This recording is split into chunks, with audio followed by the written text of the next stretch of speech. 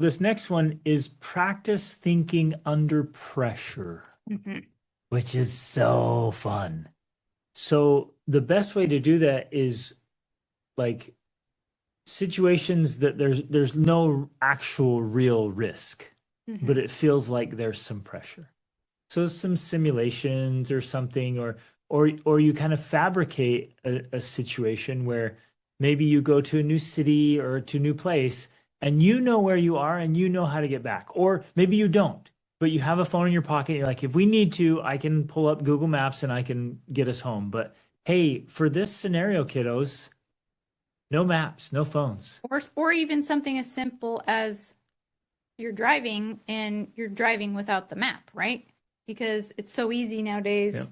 To just Well, not even and think, maybe not this even is realize just where you are. thinking because we haven't lived in the same place for more than like a couple years. So I'm like, I still don't know my way around. I have to use the maps, right?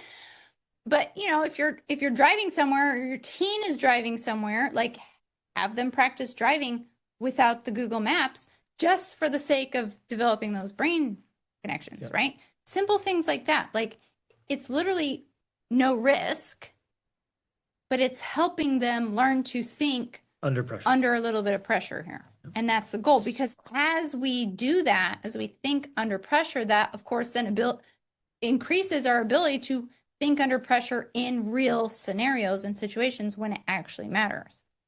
And this of course is a real thing. Like one of the things that we see the most often where people get into trouble, and this is teens and adults, is because they have not learned how to think under pressure. Whether that's traveling, whether that's real life emergencies. And so they make poor decisions because they're deciding in the moment when they're dysregulated and they're literally not thinking clearly. And it can have very devastating effects sometimes. So that's why I think this will be the last thing here. I just want to give a little decision tree. Let me hit this real quick. Someone taught me the with, near, away principle. It's just that you teach your kids something new when they're with you, especially when they're little. Then they work near you, right? So you can be there and they gain that confidence. They can do it away from you. And then sometimes it's too much for kids or youth. Sometimes they don't know how to give them support as they learn to do it themselves. So I love that. That's good. So with, then near, and then away. Right? So they get more competent. That's Love good. that.